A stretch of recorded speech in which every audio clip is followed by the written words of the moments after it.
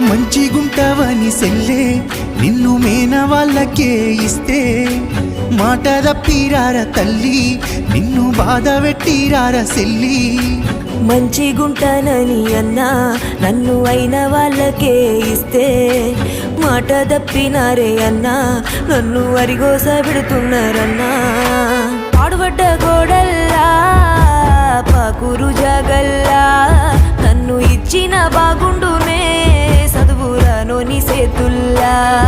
అయ్యో ఏమి చేద్దునే సెల్లెలా వాళ్ళ గుణము తెలువపాయే నీ మంచి గోరి చేస్తే వాళ్ళకింత భారమాయే రావేమే సెల్లే నీ రాక కొరకు నేను ఎదురు